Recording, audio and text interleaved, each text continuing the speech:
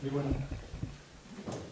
Cuando Adolfo Hernández Lafuente me propuso realizar este acto, pues me pareció que iba a ser muy oportuno porque realmente teníamos necesidad de debatir, de establecer un coloquio, de comentar los resultados de las elecciones que hemos tenido en Ceuta respecto a las autonómicas de 2019.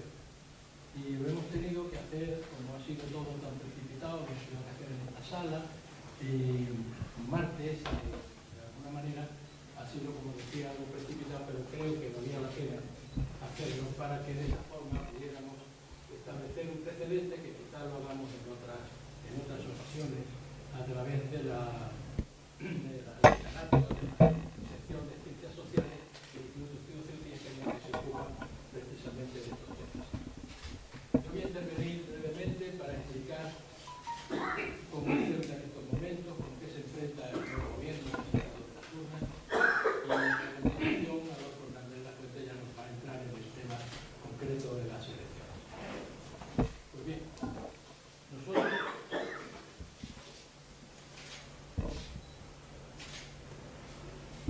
explicamos muy brevemente las ventajas de Ceuta, lo positivo de Ceuta para explotar, que a veces no está suficientemente explotado, y luego ya pasaremos a una segunda parte. En este sentido, creo que tenemos una situación geográfica y un clima magnífico, que nuestro puerto está en un sitio estupendo y que puede competir con otros puertos de la zona. El régimen fiscal es la envidia de otras zonas de España, y luego tenemos una importante red comercial y turística. Todo esto son cosas positivas que debemos tener. Contamos con grandes empresas de distribución en Ceuta y está, como dice la nota, razonablemente bien comunicada. Veremos luego los problemas de comunicación, pero en principio hay que reconocer que podemos viajar y por tanto, que tampoco lo pueden decir en muchas zonas. Tenemos una frontera con un país en vías de desarrollo y de desarrollo rápido. Pertenecemos a la Unión Europea, evidentemente. El patrimonio histórico monumental también es importante. Componemos 4 comunidades en la ciudad. Disponemos de empresarios con experiencia dispuestos a abordar cualquier iniciativa.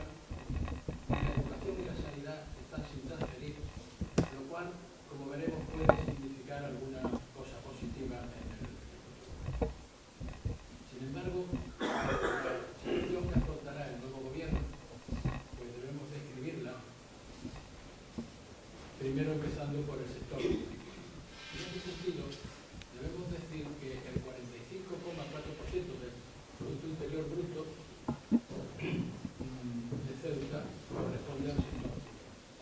En el resto de España la media es del 17%. Esto se explica porque no cabe duda que Ceuta tiene una presencia del sistema de defensa importante y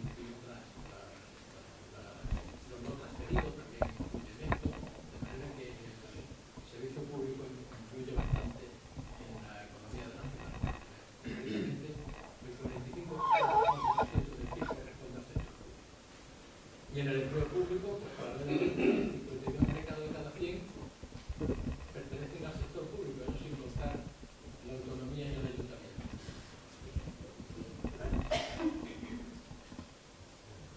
Bien, se oía, estaba desconectado.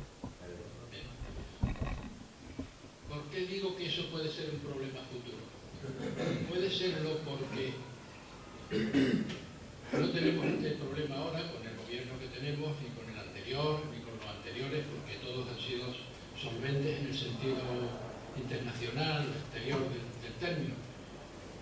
Pero no sabemos lo que puede ocurrir en cualquier momento. Si algún gobierno en el futuro, espero que sea muy lejano, se decide a disminuir el sector público, puede crear un problema en la ciudad inmediatamente, porque que casi el 50% del sector público sea este, pues puede ser un problema en el futuro. Pero de momento, claro, no hay ningún problema en este tipo, ¿no? Pero es que tenemos, además de ese sector público, tenemos 10 sociedades municipales. Algunas son imprescindibles, no cabe duda, pero son 10 sociedades municipales lo que aumenta la dependencia de ese sector público, ¿no? Las obras municipales se le dan también a una empresa pública. Estamos viendo cómo el sector público aumenta continuamente. Los planes de empleo, que ya lo sabemos, son 11 millones de euros para 1.200 trabajadores al salario mínimo interprofesional. Y el IPSI está subvencionado también por el Estado, de manera que el ayuntamiento, cuando hay problemas en la frontera, los empresarios se ven perjudicados por esa falta de clientes y todo eso, no se ve afectado al ayuntamiento porque se le compensa la diferencia que puede haber del IPSI, ¿no? Y entonces nos preguntamos, ¿Ceuta es una economía intervenida o no? Porque con tanta dependencia del sector público, con tanta injerencia del sector público muchas veces en el sector privado, podemos preguntarnos si Ceuta es una economía intervenida, ¿no? No como aquel que dijo que Ceuta era una economía a la cubana, no es para tanto, ¿no? Pero vamos, que no cabe duda que Ceuta es una economía en parte intervenida, ¿no? Otros datos que podemos bajar, y todo esto que estoy contando son obviedades que sabemos todos. Lo que pasa es que verlas todas juntas a veces impresiona, pero son cosas que todos conocemos porque lo estamos viviendo día a día, ¿no? El paro aquí estamos en el 24%, cuando la media en España es el 14%. El PEGO está paralizado desde 2008. Llevamos 11 años pendientes del Plan General de Ordenación Urbana. La construcción, que representaba un 8,5% del PIB, ha pasado a ser del 4%, y eso supone una pérdida anual de 70 millones de euros. De manera que es un dato importantísimo. La educación no cabe duda que debe contemplar el fracaso escolar que existe en Ceuta, de dar un plan distinto del resto de España para el caso de Ceuta. Y la sanidad, la realidad es que estamos atendiendo a muchos más usuarios de la sanidad de los que son los habitantes de Ceuta. De manera que ese exceso de marroquíes que vienen al hospital, o de inmigrantes que también se atienden a través del hospital, pues todo eso, además, no se le comunica, porque yo creo que se debería comunicar a Marruecos toda la cantidad de servicios que atendemos, tanto en esto como en los MENA y en otras cosas, porque por lo menos que constara que Ceuta está haciendo todo eso por Marruecos. Porque yo he estado en algunas intervenciones con autoridades marroquíes, en Sevilla concretamente, y ellos decían que Ceuta lo único que hace es pasarle, dijo exagerando que el hombre, que lo único que hacemos es pasarle yogures caducados a Marruecos, ¿no? Y entonces yo le contestaba, y el representante de Melilla, que estaba allí también, que Ceuta es no solo un polo de desarrollo para Marruecos en el norte de África, sino además que estamos prestando una serie de servicios que en Marruecos no se le prestan a la gente, ¿no? Y luego tenemos naturalmente la carretera sin solucionar, con la frontera colapsada, que impide muchas veces el desarrollo económico de la ciudad. Ceuta, que se pensó como un puerto para el protectorado, y cuando estuvo vigente el protectorado era un puerto que atendía todas las necesidades de entrada y salida al protectorado. Cuando se produce la independencia de Marruecos, pues alguien dijo que era un puerto a ninguna parte. En realidad tenía razón, era un puerto simplemente para una pequeña ciudad, un puerto tan grande. Por tanto, tenemos que buscarle un desarrollo, hay que buscarle un desarrollo al puerto, que en parte se le ha buscado, porque no cabe duda que el tráfico de cruceros ha sido importante para el puerto. Porque los cruceros, desde luego, los turistas que vienen en cruceros no consumen en la ciudad como un turista, es decir, que un turista normal. El crucerista viene con compras que ya tienen el barco aseguradas a unos precios muy razonables y con la manutención y el hotel prácticamente a bordo, ¿no? Pero bueno, no cabe duda que a través de ellos se proyecta la imagen de Ceuta y es importante. Y respecto a los barcos rusos, que también quería hacer una referencia, ya hemos visto cómo, sin estar Ceuta cubierta por el paraguas de la OTAN, en este caso, pues no, privaron de esa visita a los barcos rusos, que eso sí eran auténticos consumidores, ¿no? Parece que han vuelto y hay que felicitarse por ello, ¿no? Y luego tenemos que citar el olvido de la Unión Europea. La Unión Europea, no cabe duda, que ha hecho inversiones importantísimas en Ceuta que han cambiado la fisonomía de la ciudad. Eso está fuera de toda duda, ¿no?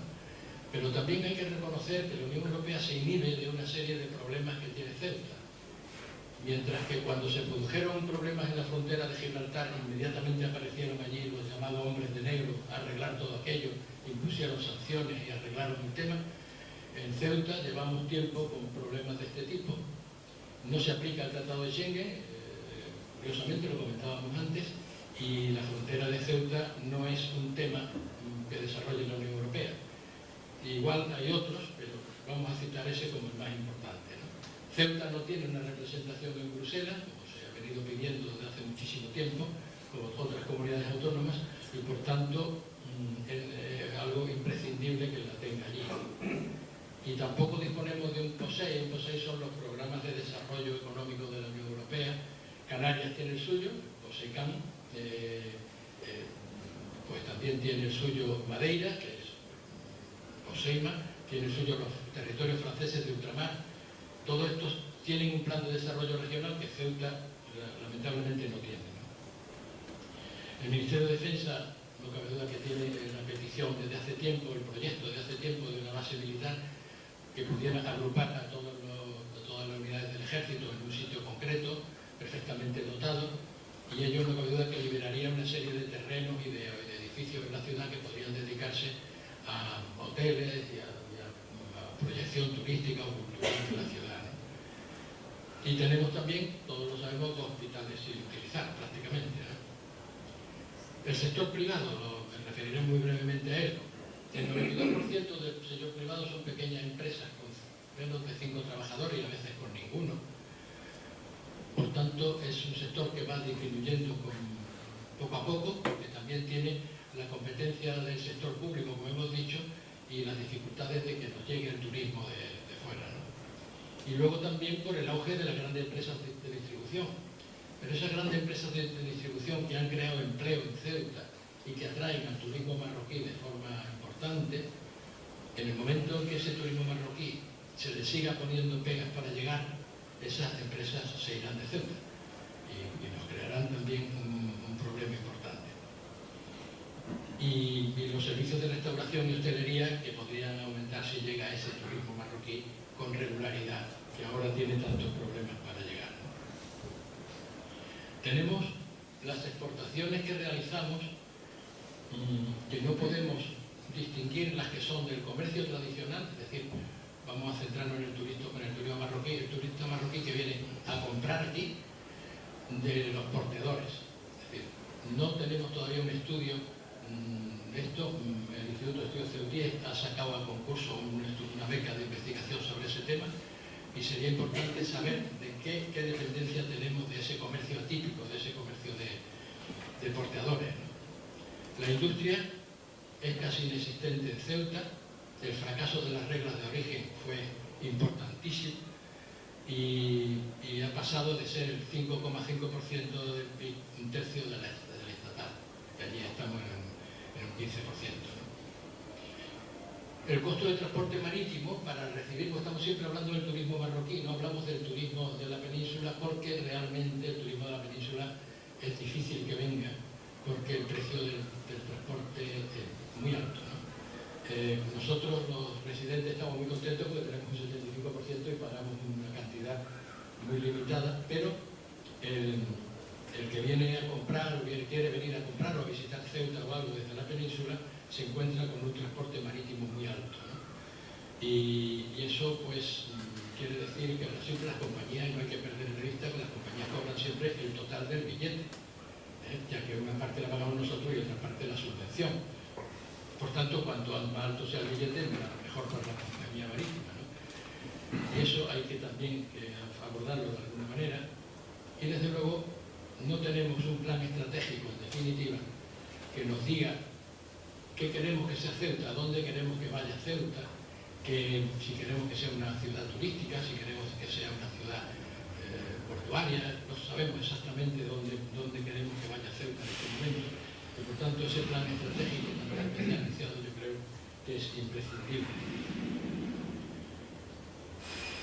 Y ello pues, nos lleva a unas conclusiones muy breves que no cabe duda que el gobierno nuevo se encontrará ante un reto importante y deberá contar con Madrid, porque hay algunos problemas que son fallos entre Ceuta y Madrid.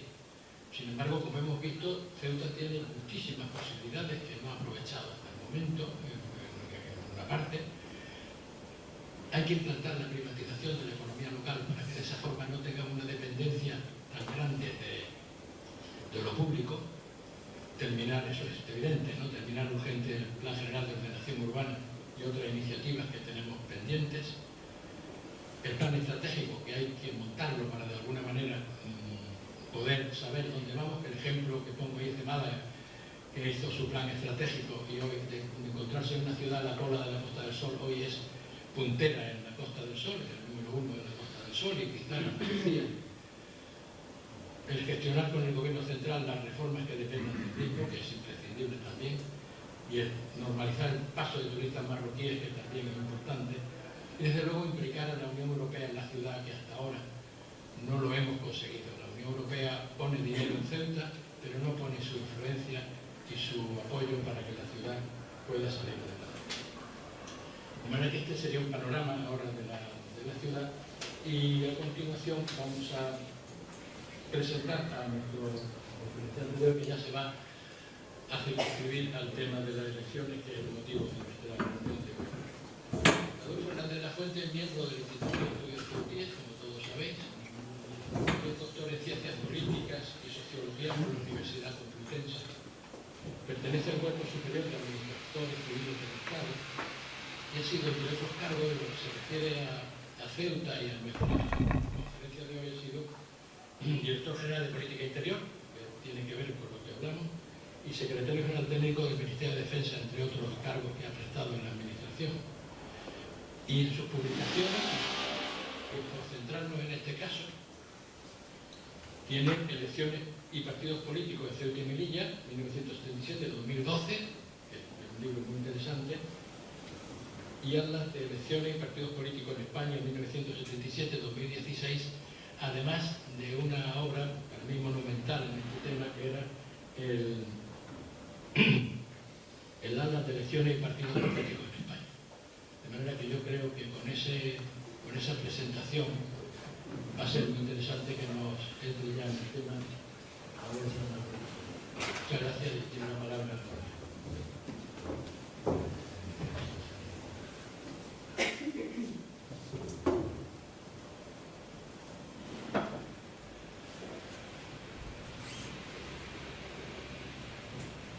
Bueno, disculpen porque estamos inaugurando la sala y todavía no tenemos la facilidad de poder utilizar con normalidad los instrumentos. Tengo que buscar mi... Bueno, buenas tardes a todos. Gracias por tus palabras, José María. Y quería comenzar explicando qué sentido tiene esta intervención.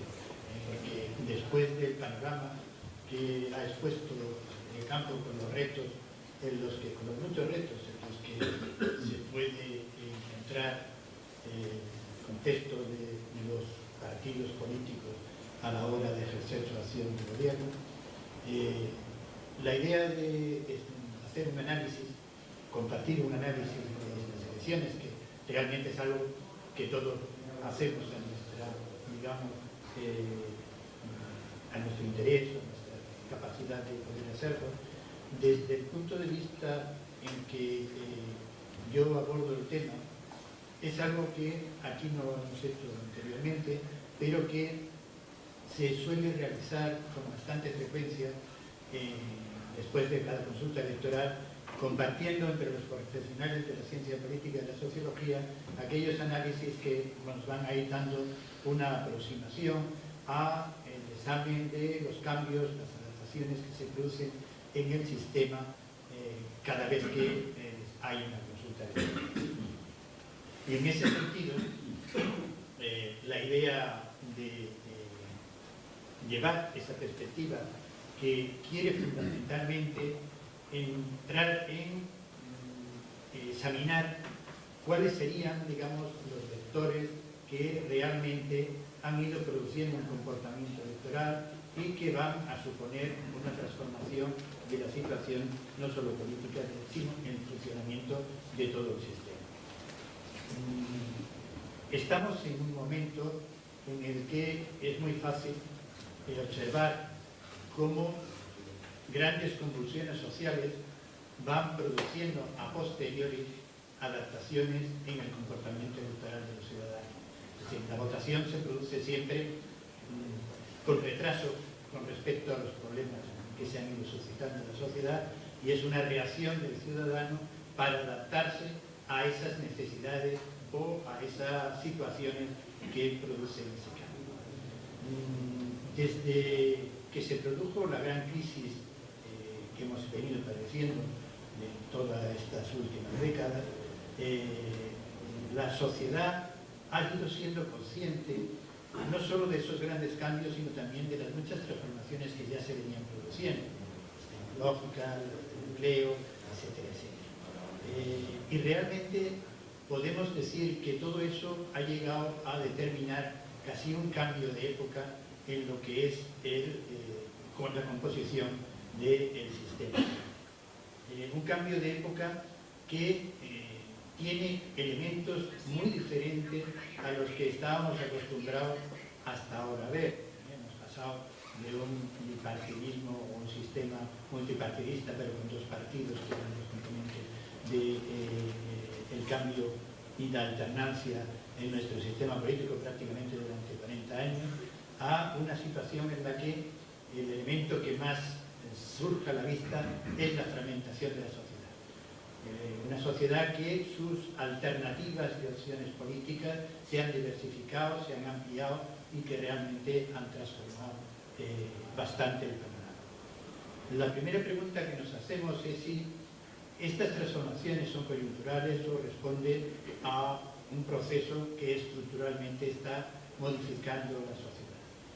La verdad es que las sociedades se han hecho más complejas y las posiciones, no solo de cualquiera de los intereses que en ellas se manifiestan, sino las dificultades para agregar las posiciones y poder atender de una manera conjunta a toda esa complejidad, pues es algo que se ha ido cada vez haciendo más evidente y que exigía una recomposición por parte de muchas de las opciones que entonces todavía no se habían incorporado a los programas políticos.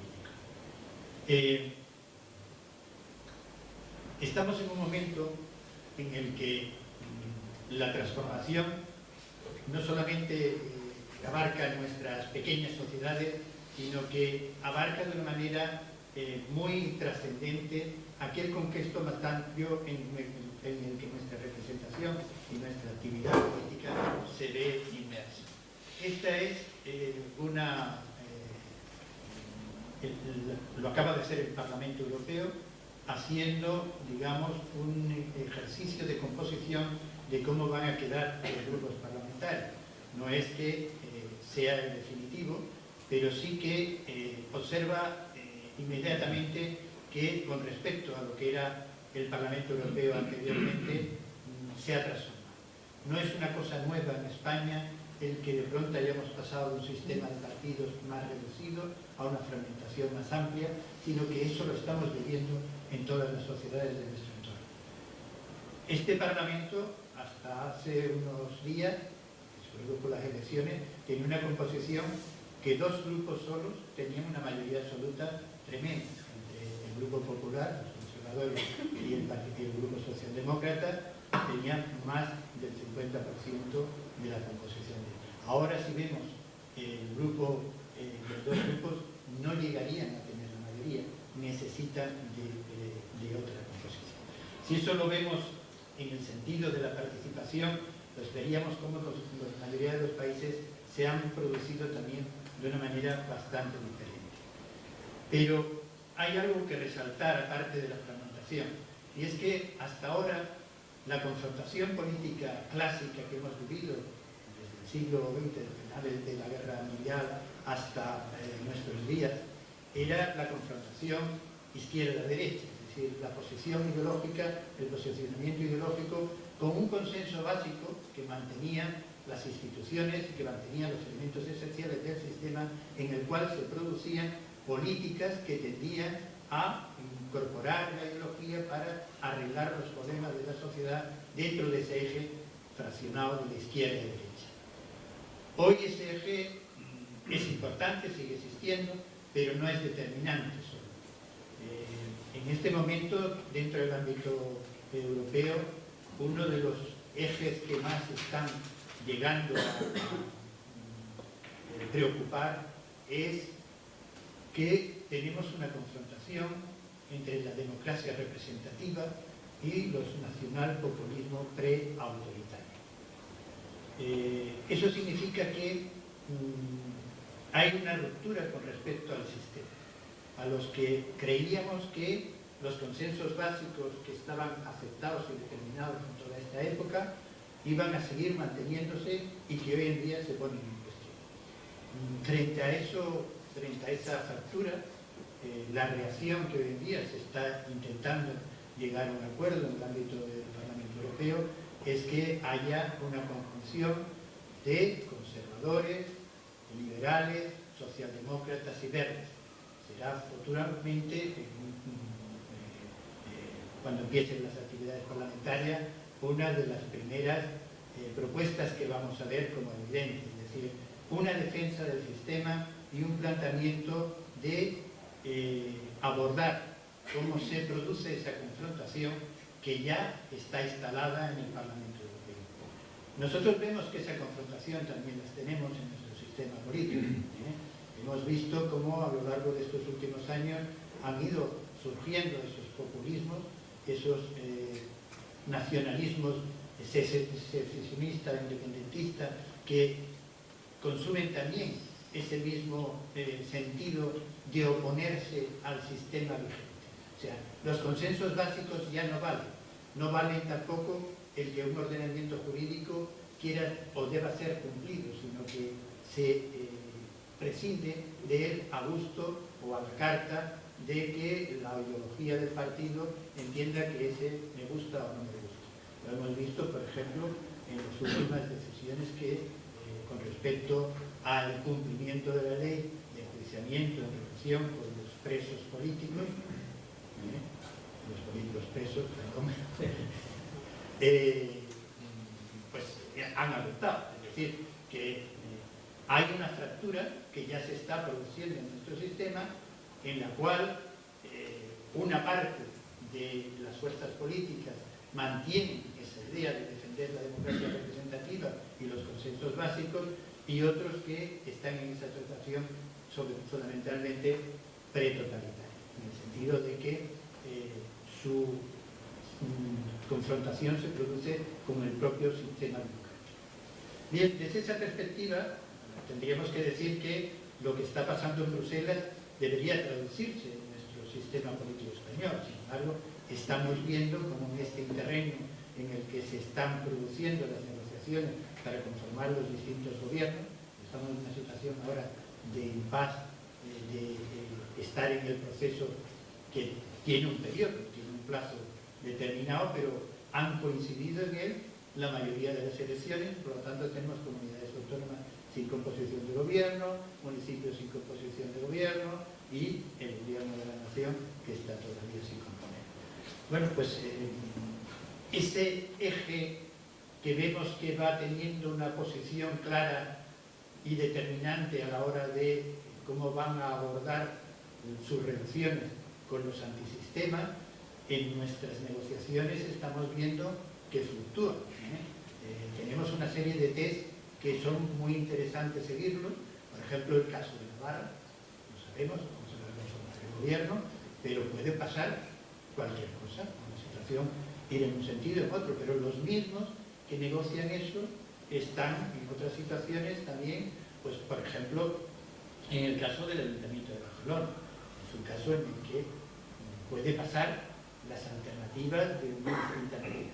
Y eso se verá no solamente afectado por la posición de derecha que tenga ideológicamente el gobierno que salga, sino que se va a ver afectado si los que salgan van a confrontarse, a ser antisistema, anti lo que les está amparando institucionalmente para el ejercicio de ese gobierno, o bien van a salir quienes defiendan esas posiciones. Bueno, señalo todo esto porque los cambios realmente nos llevan a situaciones en las que la estabilidad, que era un principio básico para que se pueda producir el progreso en las sociedades, pues está en cuestión. Y podemos tener situaciones de inestabilidad que, como las que hemos vivido recientemente, paralicen no solo la actividad política, sino que al paralizar la actividad política, consecuentemente deje en situaciones muy precarias lo que sean las decisiones económicas, sociales, etcétera, etcétera. Con lo cual, el cambio que se está produciendo en la estructura es un cambio que tenemos que analizar, que tenemos que seguir. Si pasamos a nuestra situación aquí local, Ceuta, vemos que se han producido cambios, pero vemos también que nuestra situación es muy peculiar. Siempre ha sido peculiar la situación de Ceuta, siempre, no al principio. Al principio de la transición, nosotros vemos que hay un periodo en el que la situación del sistema de partidos y las opciones que se producen en Ceuta son semejantes a las que se estaba produciendo en el resto de España. Desde el año 1978 hasta el año prácticamente 1999, la situación es una situación que mantiene el bipartidismo o un multipartidismo moderado, y que en los años primeros, hasta el año 87, pues prácticamente se vota en el mismo sentido que se está votando en el resto de España, con las mismas opciones políticas y la misma relación de fuerza y sus alternancias consecuentes. En el año 87 empieza a producirse una deuda. Está un poco ya analizado todos los cambios que se producen en la ciudad y que producen consecuentemente esos cambios en la representación política. Por un lado, el crecimiento de la comunidad musulmana en todos esos años. En segundo lugar, el trauma autonómico, el proceso autonómico que produce una confrontación en la medida en que no se resuelve el modelo de autonomía para la ciudad. Y por otro lado, hay un tercer elemento que yo creo que ha sido también muy visible en todo ese proceso de deterioro, y es el liderazgo político. Hay problemas ya en el liderazgo político en la sociedad ceutina. Eso llega a producir cambios que incluyen el sistema de partidos, ya partidos localistas y partidos de corte musulmán.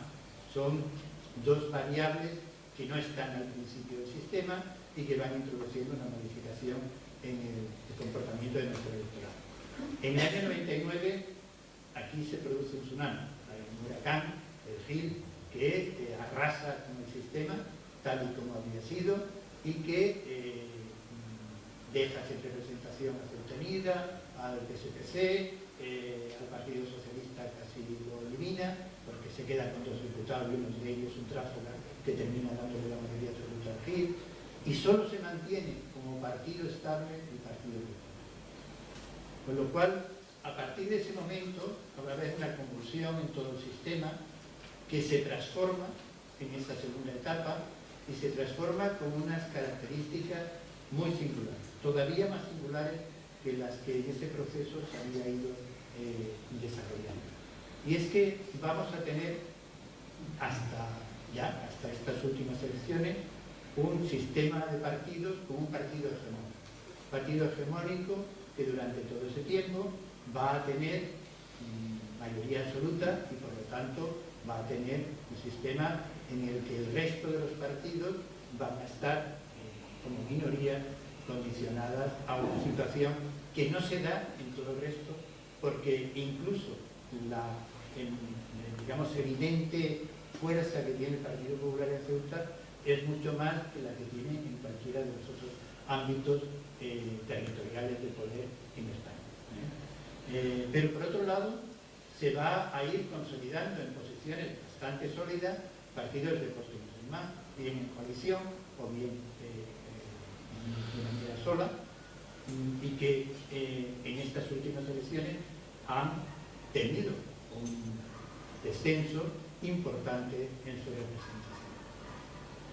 Teníamos en nuestro sistema político, en nuestro sistema de partidos, pues, durante todo ese tiempo, segunda etapa que yo digo, a un partido socialista que realmente había quedado en una situación muy precaria.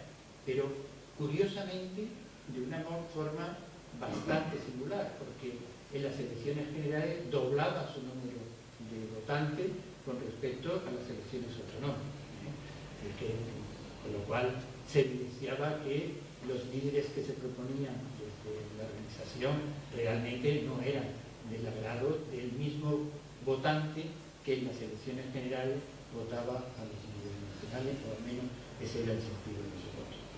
Bien, todos esos cambios son realmente cambios que en la fractura modifican la relación de fuerza, pero lo más importante es que esta vez nuestras elecciones no han dado a ningún partido como posible conformador de un gobierno, por sí solo. Hay una peculiaridad en nuestro Estatuto de Autonomía, que es un elemento que está ahí incluido precisamente por la necesidad de que estas ciudades no entraran en situaciones de crisis de estabilidad.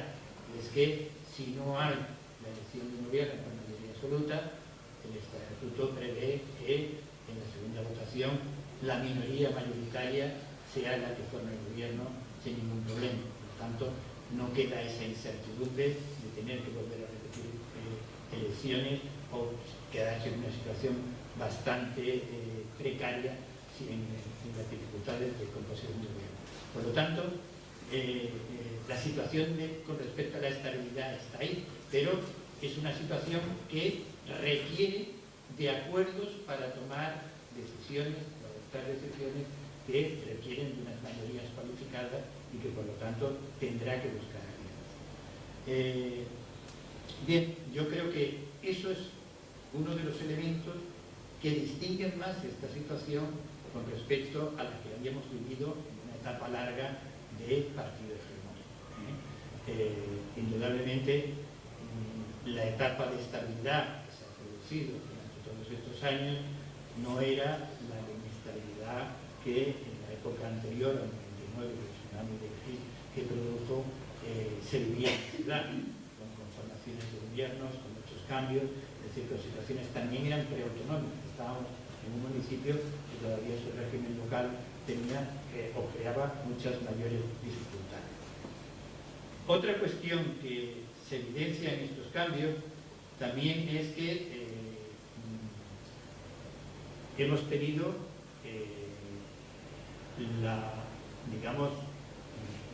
comportamiento de voto en una situación también excepcional con respecto al resto de España hacia el partido Vox. El partido Vox es un partido antisistema de la ultraderecha. Sin embargo, no tenemos en la composición ahora mismo, como pasa en el resto de España, un partido como Podemos, también comunista, pero en extrema izquierda.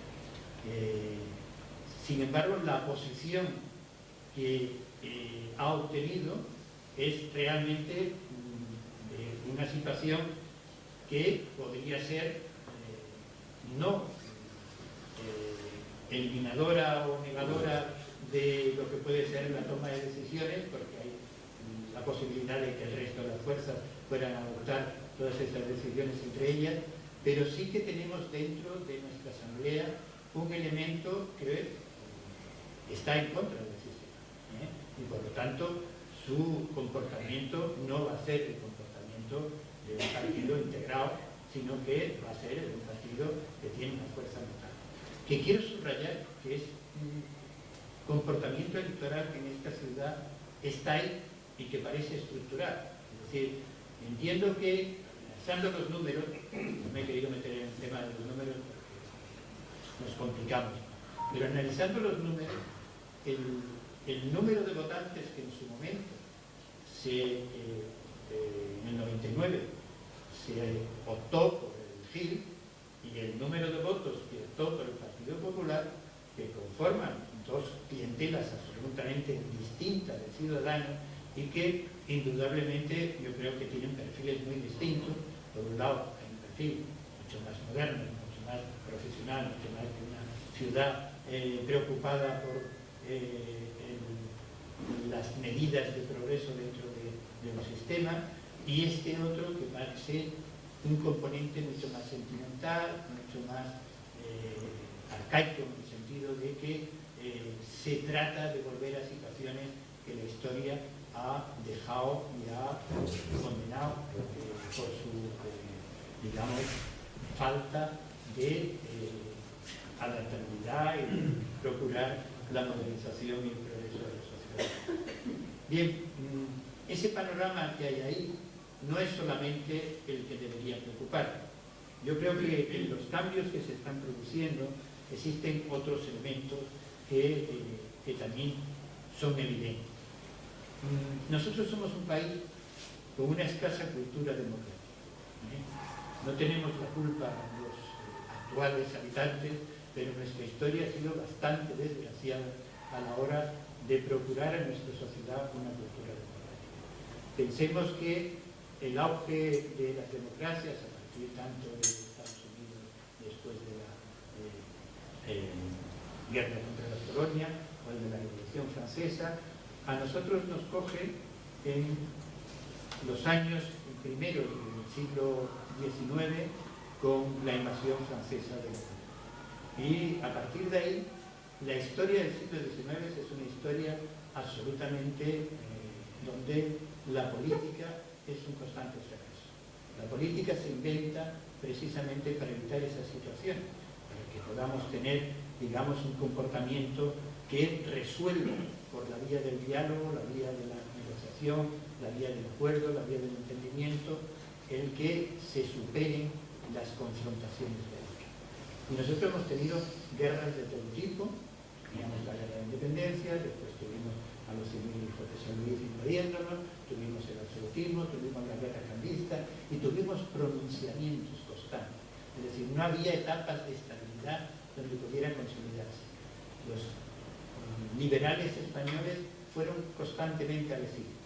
Liberales en periodos en los que se abría un poco la vía democrática, volvían del exilio, usaban sus posiciones de gobierno, pero volvían de nuevo al exilio. Esa ha sido una historia larga que termina en el 19 con un sistema que es una especie de apaño artificial, que es el de la restauración, pero que va produciendo una cierta estabilidad, pero no cultura democrática, puesto que precisamente es un sistema que el caciquismo es el que lo domina, el que amaña las representaciones y es, digamos, un antisistema, es el paripé de una democracia que se va desarrollando, se va activando desde posiciones antidemocráticas. Y después de eso tenemos la dictadura de Primo de Rivera. Y después de eso tenemos un experimento desgraciado en los que tanto desde la derecha como desde la izquierda invalida un intento de modernización del país que es el de la Segunda República. Tenemos la guerra civil, el periodo largo y duro de la dictadura. ¿Dónde hemos podido aquí cultura democrática? ¿Dónde está el ejercicio de la democracia en toda esa larga historia nuestra? Pues está en el hacer un seguimiento del que hacen los demás, pero no de la propia experiencia. Por lo tanto, cuando en la transición se aprobó la Constitución, se aprobaron nuestras leyes electorales y demás, uno de los problemas que había era teníamos que dar una prioridad a aquellos que sí habían tenido una experiencia democrática. Nuestra gran inmigración, la población que en el exilio había estado durante toda la dictadura franquista, todos ellos conforman lo que van a ser elementos privilegiados para que puedan votar españoles que no residan en nuestro territorio y que después, hoy en día nos encontramos después de 40 años con que estamos ya en terceras y cuartas generaciones de esos ciudadanos que en un principio pues sí tenían su cultura democrática y desde los planteamientos iniciales del constitucionalismo del 78 pues entendíamos que eran los que podían aportar esa perspectiva. En nuestros 40 años de democracia, que son nuestra experiencia real de democracia, hemos tenido, digamos, prioridades muy esenciales. Hemos tenido que modernizar un país, que transformarlo, que hacer un desarrollo que veníamos de situaciones de pobreza y pasar a situaciones en las que entráramos en una sociedad moderna. Y Los valores democráticos no han sido una prioridad. Por lo tanto, tampoco podemos, salvo excepciones, escuchar, por ejemplo, como la doctrina constitucional que el primer Tribunal Constitucional que tiene grandes magistrados y que son elementos que van a ir conformando una doctrina democrática en la relación de nuestros, digamos, conflictos, tanto de competencia como cuestiones de inconstitucionalidad, y que realmente, digamos que es muy especializado. Trasladar eso a la cultura de un pueblo que tiene que votar, que tiene que saber cómo funciona la democracia, pues realmente tampoco en el sistema docente lo hemos tenido como una prioridad. Es decir, que no estamos como muy facultados para que las exigencias de los principios democráticos se puedan identificar claramente. Por lo tanto, aquí muchas veces cuando hablamos del incumplimiento de la ley parece que estamos hablando de algo que está en la naturaleza de las cosas, ¿no? La ley es algo que es donde precisamente uno quiere establecer cuáles son los principios rigurosos por los cuales quieres conseguir la igualdad, por el cual quieres conseguir los derechos de cada uno, etcétera, etcétera. Y están en las normas establecidas. Todo es, digamos, coyuntural, porque todo va cambiando. Las leyes se revisan y se reforman, pero hay una adaptación a lo que son esos principios esenciales de la nación. Por lo tanto, esa concepción fuerte que tienen los países democráticos sobre la prioridad de la ley como elemento fundamental de gobierno, en nuestra sociedad no tiene ese arraigo tan fuerte como tienen otras. Y lo notamos muchas veces en la calidad con la que desde la política se explican las cosas. La pedagogía que es necesario efectuar se ha identificado como uno de los actores que la clase política de estos últimos años ha tenido, porque distancia en su profesionalización de la política esa relación con el ciudadano tan necesaria, en la que hay que explicar los males, las consecuencias de las decisiones, los esfuerzos, porque no hay, los recursos son escasos y porque tenemos que tomar una decisión y no otra. Y todo ese tipo de hacer política se ha ido también evaporando. Estamos ante otra manera, otras formas de comportarse. Bien, ¿a qué viene todo esto? Pues que en una situación con la que nosotros vamos a enfrentarnos en la próxima legislatura, tanto aquí como en España, tanto como en el mundo, pues estaremos bastante necesitados de criterios que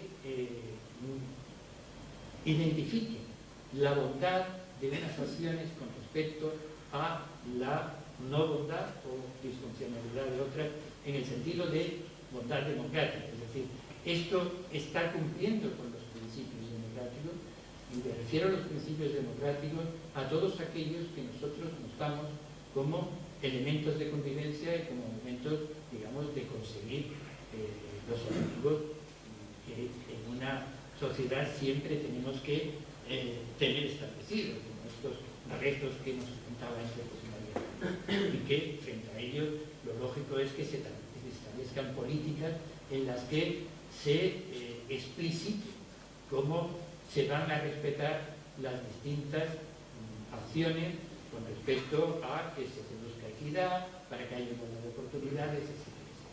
Frente a una discrecionalidad en la que es más fácil gobernar, pero sin embargo es una forma de gobernar poco democrática.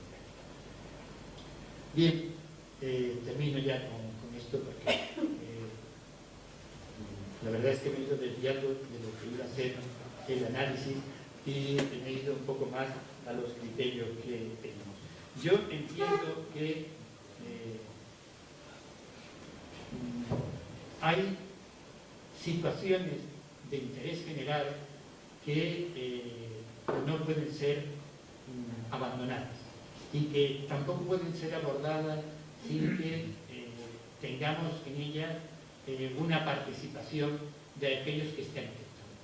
Hoy en día tenemos mandatos de la Unión Europea de una forma de gobierno que es la que llamamos en gobernanza, y que es la obligación de superar las dificultades que ha habido de entendimiento entre los ciudadanos y la clase política en relación a la identificación, al sentido, al contenido, a los objetivos que tienen las políticas que se establecen.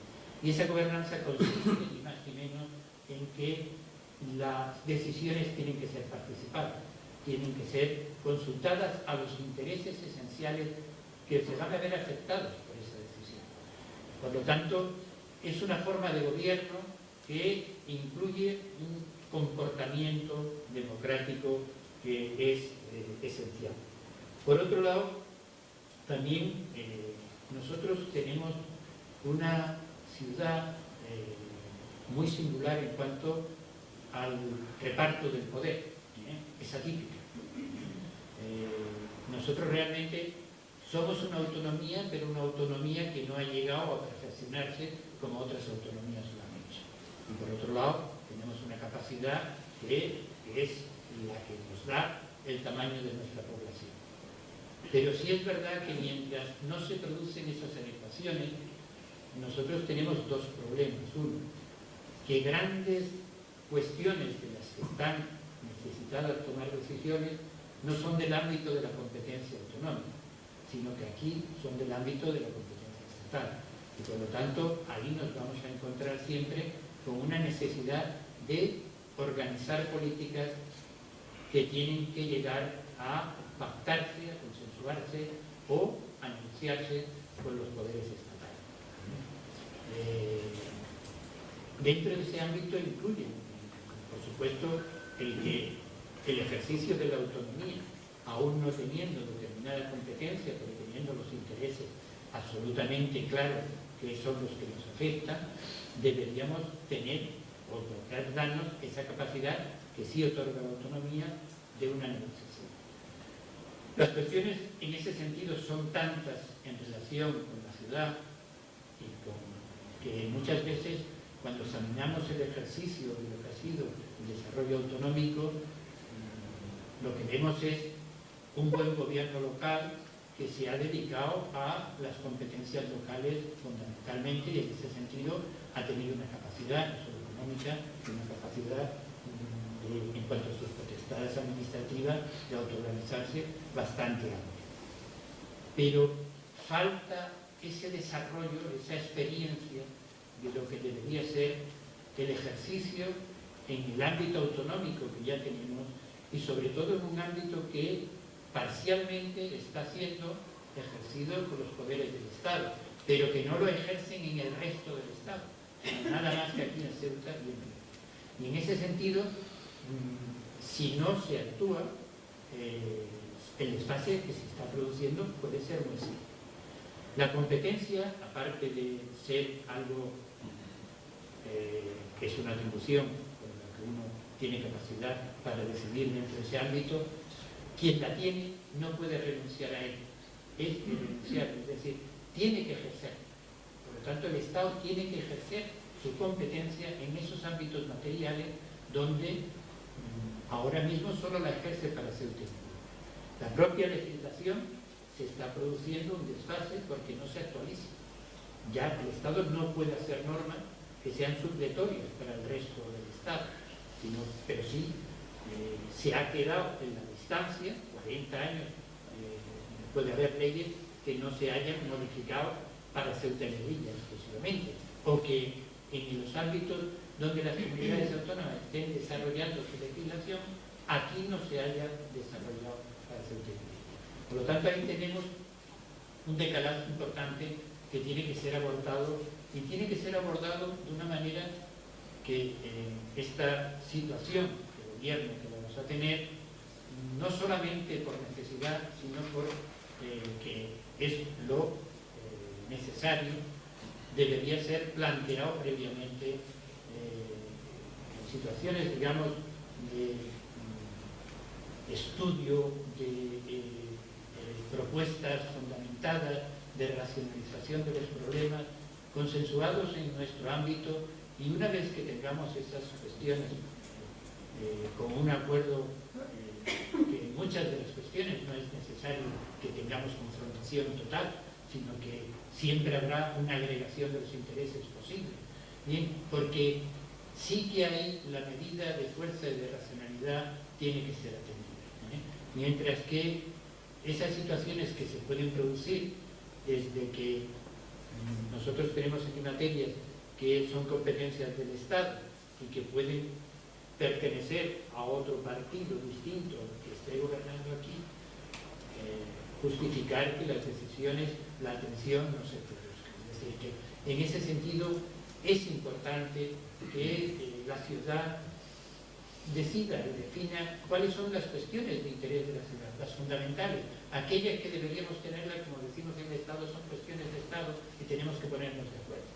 Y tenemos que ponernos de acuerdo porque se va creando ese vacío, porque las necesidades que a nosotros nos van a plantear con estos déficits de autogobierno y con esta situación de nada más tener una administración para hacer medida desde el Estado, pues es muy precario. Y todo eso tiene que llevar a planteamientos que yo creo que contribuirán bastante a lo que son los fundamentos de la estabilidad de una sociedad.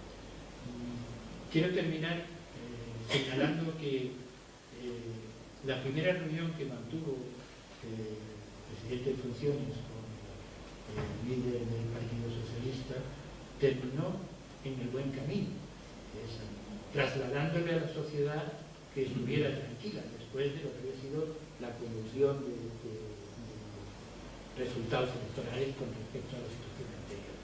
Y es el sentido, digamos, de acercarnos desde la política a los ciudadanos, el transmitir no solamente esas cuestiones necesarias para la tranquilidad ciudadana y para el buen hacer, sino también en el sentido de que hay que hacer pedagogía. Hay que hacer pedagogía con el ciudadano porque no todas las decisiones son comprensibles ni todos los intereses son comprensibles. Y al agregar los intereses siempre habrá intereses que queden más perjudicados y todo eso requiere de una transición que cuando no se hace se produce ese alejamiento y uno de los grandes problemas que hemos venido teniendo en las últimas legislaturas, que es la desafección del ciudadano con respecto a la política. Bueno, muchas gracias.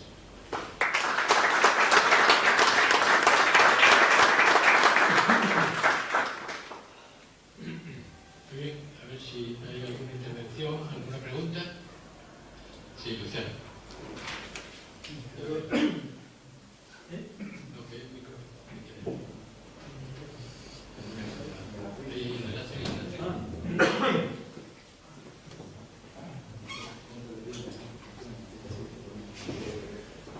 ¿Se oye?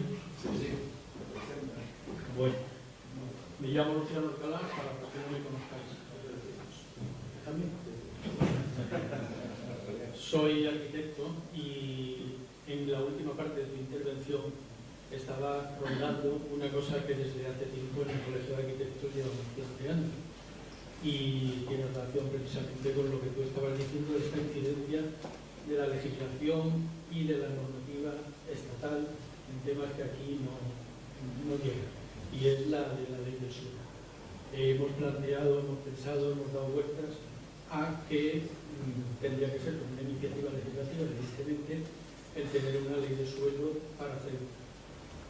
Porque ahí sería donde se podría unificar una serie de políticas, una serie de cuestiones que inciden, de temas de legislación sectorial, que incide radicalmente en lo que es el urbanismo en Ceuta, e incluso, antes decías tú también, de legislaciones que no se han cambiado.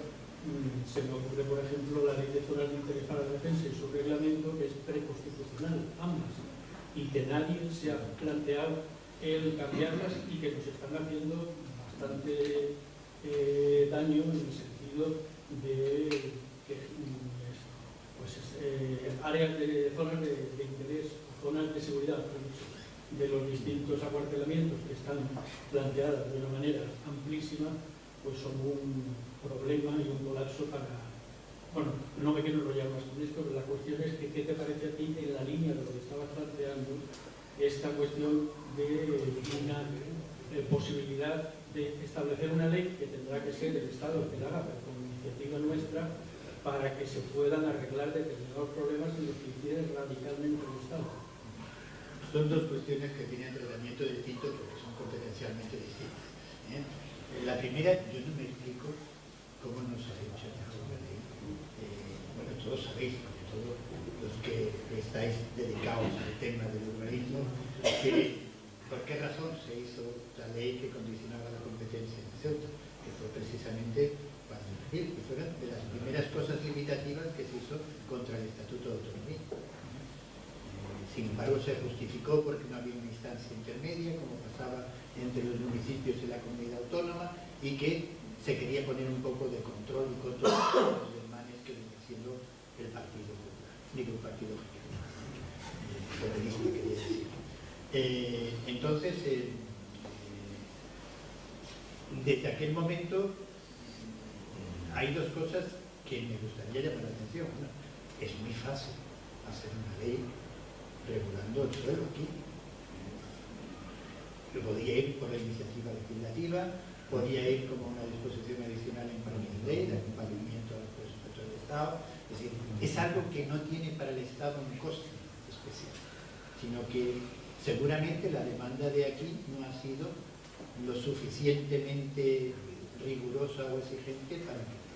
Pero es que hay, la otra cuestión es que está estrangulando la economía de la ciudad. La ciudad tiene un problema demográfico importante, de vivienda importante, de urbanismo importante. Yo por lo que leí y he visto del PGO que está por ahí circulando, tampoco es un PGO de futuro, sino que veo que realmente hay que, por un lado, legalmente resolver la competencia y por otro, la planificación del suelo, la planificación urbanística es una obligación. No es, si no se hace, estamos en eso que yo llamo renunciando al ejercicio de la competencia, porque garantizar los derechos, ver la equidad, ver las necesidades y posibilidades técnicas, una población creciente, todo eso hay que planificarlo. ¿Y dónde está eso? Si el ordenamiento, pues prevemos los instrumentos claramente, ¿no? Creo que ese es uno de los temas que yo creo que tiene que formar parte de los primeros acuerdos y de las primeras demandas que tienen que también experimentarse, ese sistema de practicar la cooperación con el Estado de una manera singular a la que tenemos derecho, la bilateral. Sería también el sentar en una mesa, en un plano de igualdad, a las administraciones estatales de los distintos ministerios que tienen sus servidumbres aquí en Ceuta con la administración local, cosa que no se ha hecho. Y creo que sería importante porque tener ese plano de igualdad y plantear las cosas con racionalidad, porque hay cuestiones que dicen, bueno, ¿y esto por qué está legislado así? Y no hay ninguna razón realmente para hacer esto. Yo creo que ahí uno de los temas que más tiempo me ha llevado a mí en la administración y en la cooperación. Entonces, es fundamental tener grupo de trabajo, amparados por una comisión de carácter político, pero que concentre en un grupo de trabajo donde estén los técnicos de todos los departamentos implicados y donde resuelvan el mandato. El objetivo es resolver ese tema. Si el tema es racional, es un tema concreto, no tiene que haber muchas dificultades para que eso se solucione.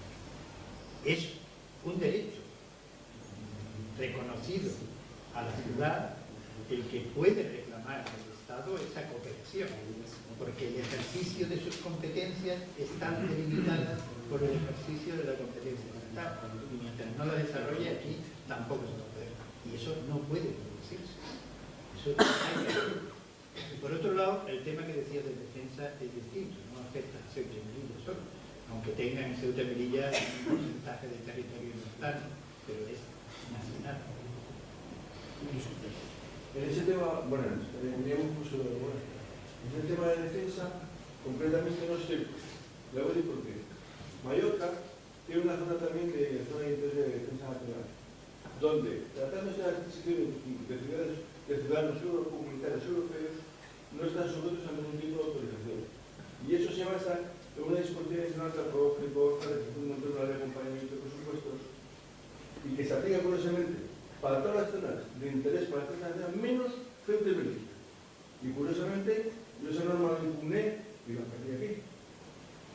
O sea, Ceuta y Melilla adquiere un comunitario o no comunitario, siempre hace falta autorización de la región.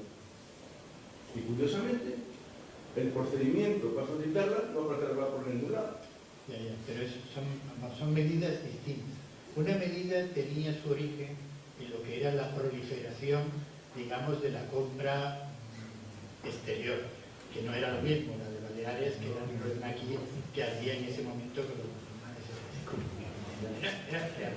El otro es un problema competencial que determina que cuando se va a planificar, el Ministerio de Defensa tiene que informar sobre todas las áreas en las que está establecido. Y eso es tanto para Alicante como para... No, pero yo me refiero concretamente al tema concreto de la adquisición concreta, que nosotros en este sentido estamos totalmente, no voy a decir discriminados, pero con un régimen sui generis respecto a... Tan sui generis que es una norma ejecutiva.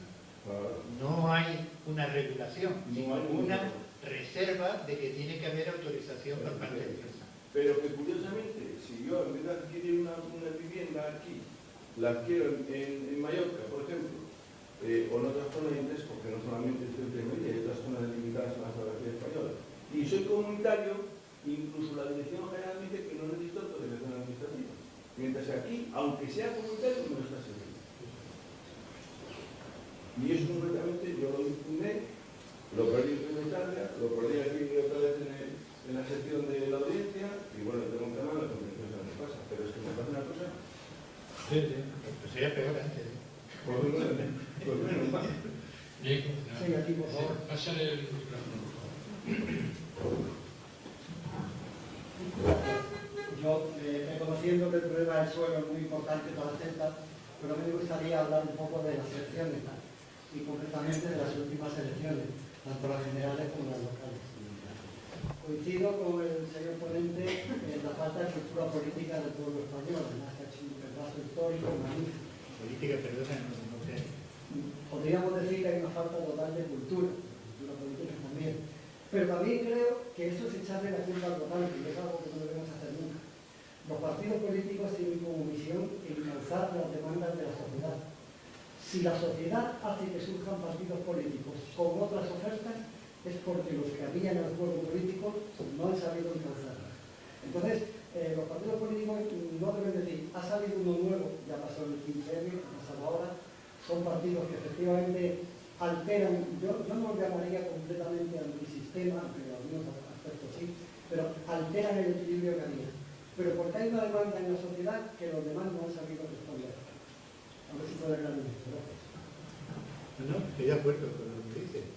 Quiere decir que surgen nuevos partidos porque surgen demandas de defender los intereses de una determinada manera. Porque nuestra sociedad se ha transformado muchísimo. O sea, todos conocemos la fuerza que podían tener los sindicatos antes y a qué representaban. Sin embargo, hoy en día vemos que eso tiene otra conformación, porque hay otros modos de trabajo, otros sistemas que han proliferado y que no están ahí representados. Es decir, que surjan organizaciones que se den cuenta de que ese interés no está bien defendido y que hay que defenderlo de alguna manera, pues me parece que es lo que mueve casi siempre los cambios. Y sobre todo, es verdad que cuando se producen nosotros, yo no sé si cada uno tenemos una percepción distinta, pero hay una percepción general. Durante años, los sondeos del CIS han estado determinando que uno de los grandes problemas que el ciudadano estaba diciendo que era de los importantes que teníamos era la clase política. Dicho así, con lo cual se ha transformado todo eso y por lo tanto han surgido alternativas, han surgido formas, han surgido... Yo creo que estamos en ese momento convulso de adaptación que todavía no ha culminado. ¿Por qué? Porque nuestra sociedad no para de cambiar y las maneras de articularse nos cogen a todos un poco desprevenidos, en el sentido de que hay fórmulas nuevas que no vamos por delante de ellos, vamos siempre por detrás. Y bien, eso determina que la organización surja con impulsos que a veces son tardíos, pero que son impulsos necesarios. En eso es que va a ser. Yo lo podría comentar una cosa. Yo no estoy muy de acuerdo con el tema de la falta de cultura política en España, cultura democrática. Quizás sí en otras generaciones anteriores, pues son 40 años, y hay 2 generaciones al menos que pues, se han desarrollado o han crecido con ella. Y de hecho, además, los resultados en Europa nos dicen que no estamos tan alejados. Es más, creo que hemos tenido, excepto algunos territorios del Estado, donde efectivamente no ha habido cultura democrática, que hacía mucho tiempo, Cataluña o el País Vasco, donde no había una situación muy peculiar. El resto de España, si atendemos a los resultados electorales, no existía la polarización, por ejemplo, que sí existía en Holanda, en el Reino Unido, en Francia.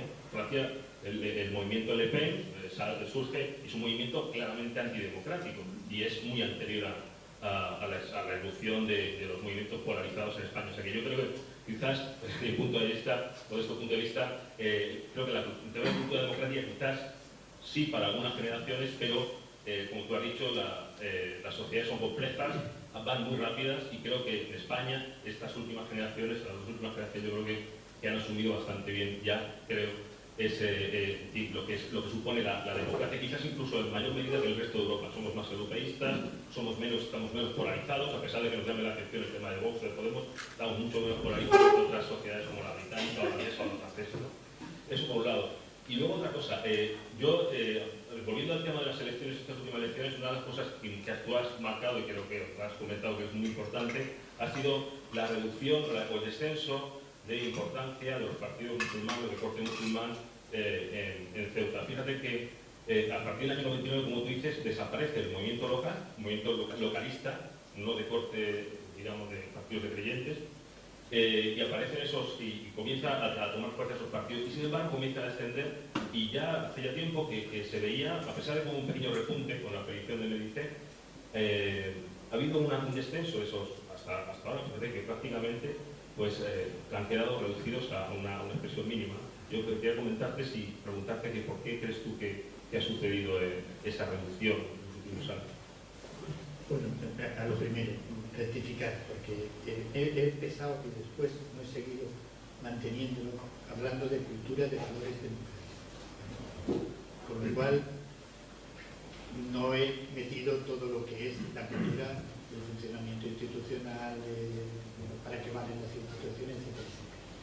Entonces, en ese sentido sí que, cuando vamos a tener cultura, se enseña. Pero los valores democráticos es distinto. Son principios que fundamentan el funcionamiento del sistema. Y eso nosotros no tenemos una práctica, ni mucho menos, ni siquiera hacemos. Si vemos, por ejemplo, en Estados Unidos, cómo se enseña desde pequeño el ejercicio de esos valores, cómo esos valores que son principios se plasman y van impregnando el conjunto de las instituciones o funcionamiento, mediante la crítica. O sea, se prevé perfectamente por qué una institución funciona mal si no cumple con este principio. Eso es a lo que yo me refiero. Es verdad que lo he hecho extensible a toda la democracia, pero al principio estaba hablando de valores democráticos. O sea que es cierto que tenemos no solamente eso, sino, sabes que yo defiendo algo que parece invisible para los ciudadanos de nuestro país, sobre todo cuando hacen su propaganda los nacionalistas y demás, es que somos de los países más democráticos, estamos en el top de los países democráticos ahora mismo, con evaluaciones objetivas, ¿no? En las 2 grandes valoraciones. Bueno, la segunda cuestión era la de el descenso de los partidos musulmanes. Vamos a ver, es muy complejo esto. Yo contigo lo he hablado a veces porque tú estabas estudiando el tema y a mí me preocupaba. Claro, aquí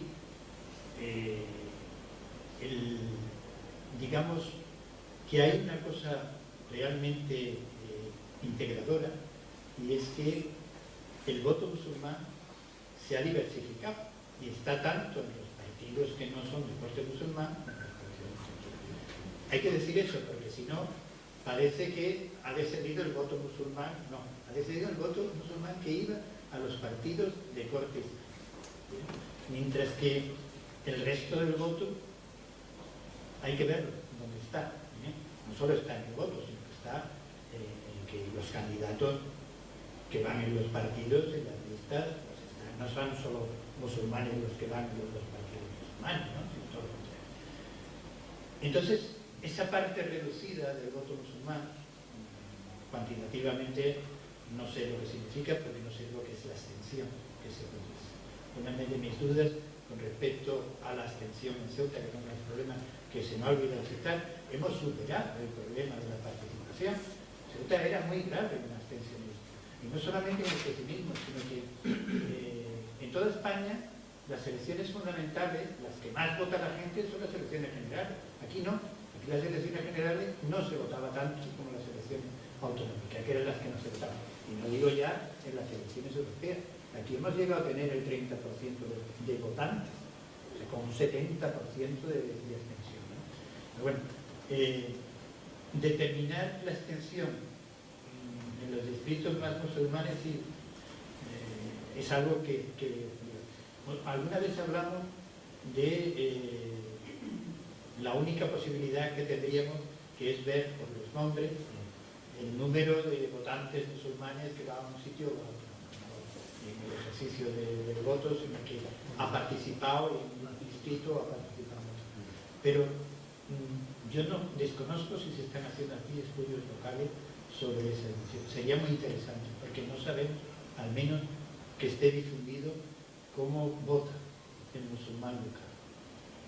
Aunque mi percepción, y tú me lo confirmas, que también lo tienes, porque además directamente lo estás comprobando, es que es muy disperso, muy diverso, y que se ha concentrado mucho en partidos integrados, que no han tenido que ir fundamentalmente o exclusivamente. Yo creo que se tiene que ver bastante con la ideología. Yo creo que sí, porque, vamos a ver, o es voto étnico por encima de mi ideología, o mi ideología a la hora de mis intereses defenderlo me pesa más que el voto de mis colegas étnicos. Por ahí tiene que ir un poco la determinación. Entonces, el que hayan conformado ese de otra manera, no solo me parece que puede ir, sino que de eso hay bastante. ¿Quién va a decidir, por ejemplo, los fondos dedicados al desempleo?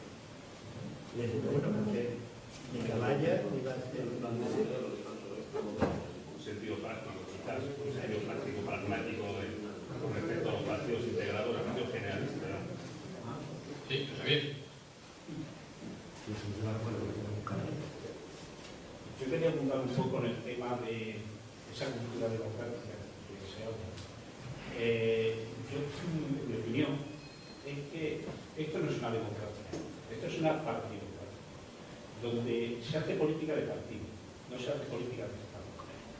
Los partidos están funcionando como una especie de sociedades anónimas, de empresas con ánimo de lucro, donde tienen sus accionistas mayoritarios, que son eso que se llaman varones, el consejo de administración, los dirigentes de los partidos, y esos accionistas hay de mayoritarios, minoritarios en distintas escalas. Y establecer un decálogo de referencia empezaría porque la prioridad de un partido es conseguir el poder a toda costa. Lo segundo sería mantener ese poder a toda costa. Lo tercero sería hundir al privado a la competencia, vamos a ir así, en serio. Y luego preocuparte de los tuyos. Y por último, sería si puedes hacer algo por el pueblo. Yo creo que lo que hace falta es que los partidos hagan política de Estado, no política de partido, política empresarial. Ese es el gran fallo. Por eso, esa cultura democrática que dice que carecemos, yo creo que empieza por los propios partidos. Sí, bueno, eso por el final. Yo me estaba refiriendo más a los partidos que a los ciudadanos. No sé, alguien ha dicho antes que le echábamos la culpa al ciudadano. No. La falta es compartir. Esta imagen crítica del funcionamiento de los partidos ha proliferado bastante. Es decir, es como la cuestión cuestión es ser o no ser. Es decir, si tenemos democracia representativa, los organismos por los cuales se vincula la representación son los partidos políticos. No hemos inventado hasta ahora otro sistema. Tenemos las agrupaciones de electores. Por abundar en los argumentos, es más caro organizar no caro económicamente, también económicamente, administrativamente y de gestión por la administración, fundar una agrupación de electores con partido político. ¿Sale más barato? Pero bueno, quiere decir, pero lo otro sí que era un principio democrático de que si no estabas organizado en los partidos, salía la vía de que podías presentarte también representar los intereses ciudadanos desde un nuevo partido, que es la agrupación de electores. Solamente se crea para presentarse a la elección. Después ya eres diputado, pero eres desvinculado de una organización partidista. Los últimos años de funcionamiento han sido en esto bastante, digamos, negativos. Es decir, es muy difícil quitar la paja grande. Es verdad, yo creo que el dato que lo ha determinado todo ha sido la profesionalización de la política.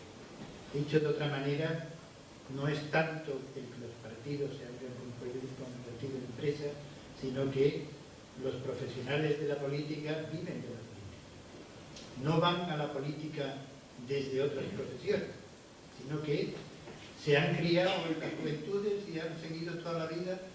Su trabajo laboral ha sido estar en la organización de los partidos. Eso ha determinado en gran parte que los intereses muchas veces estén partidos. ¿Por qué? Porque no puedes poner el pan en el sitio donde trabajas. O sea que estás determinando que tú te vas a quedar sin el puesto de trabajo y tienes motivaciones que son distintas a tengo que defender este interés que me parece más justo. Entonces eso ha empezado a decantarse de una manera, bueno, porque en realidad, y esto es funcionamiento del sistema, no tenemos nosotros los yacimientos de puestos de trabajo en la administración, en las instituciones, están en los partidos. Y entonces se acude también con esa, digamos, voluntad de ir a conseguir ese puesto de trabajo. ¿Cómo hay que superar eso? Pues yo creo que llegará un momento en que se haga una revisión de la legislación de los partidos políticos. No olvidemos que los partidos políticos en la Constitución española están regulados, están constitucionalizados. Son el órgano constitucional a través del cual se ejerce la política de representación. Y tienen un mandato, un condicionamiento, como es el ejercicio de la democracia interna, o sea, una serie de cuestiones que después vamos a la ley, y aquí hemos desarrollado la ley de partidos por el problema de ETA. Fue el que determinó que se hiciera un control de la ilegalización de los partidos políticos. Pero no el objetivo fue revisar el funcionamiento de los partidos políticos, etc. Por ejemplo, tenemos una ley de financiación de los partidos políticos que está obsoleta y que también ha generado bastantes problemas. Pero es un ámbito de decisión de los propios partidos políticos. Hacerse la harakiri no es algo que esté en nuestra cultura. Con lo cual, la transformación, la modificación de toda esa regulación y demás, habrá que forzarla con demandas a la vista de cómo son las situaciones. ¿Alguna pregunta más? La crisis que comentaba él de los partidos, la crisis de los partidos como elemento representativo es algo que también se ha producido en el resto de Europa, o sea que no es solamente el caso del resto del Occidente, ¿no? No solamente el caso español, sino que sucede, es un proceso, efectivamente, la partitocracia o los elementos que hablaba de la democracia electoralista que hablaba Sartori, que es un elemento que ya lleva tiempo, que es cierto que está ahí. Lo que sucede es que no hay, como tú decías, no hay otro sistema, no hay otra forma, otra vía a través de la cual se pueda llegar a hacer la representación política a través de los partidos. Y lo único que es importante, interesante, creo, destacar es precisamente la negación de ser partido, una de las características propias del populismo. Y todos los movimientos populistas que llaman a sí mismos movimientos. no se llaman partidos, precisamente para alejarse de esa idea de que son un partido, aunque realmente lo son, porque en el momento que se incluyen dentro del sistema se convierten en partidos. Pero el uso del lenguaje, el uso del populismo, de hecho hace poco hablé con una persona que está en un cargo importante de un nuevo partido y entonces hablaba de que él no era un partido, era un movimiento.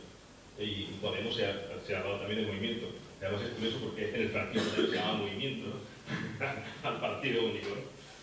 Es que yo he querido evitar hablar de nombres y apellidos, pero ahí tienes, tú lo has dicho, por ejemplo, Podemos, si no es una organización estricta estalinista, vamos, ni Stalin se atrevía con los Komsomol a desorganizarlo como él lo hace. O sea que... Muy bien. Bueno, pues entonces damos por terminado el acto. Muchas gracias a todos por sus intervenciones.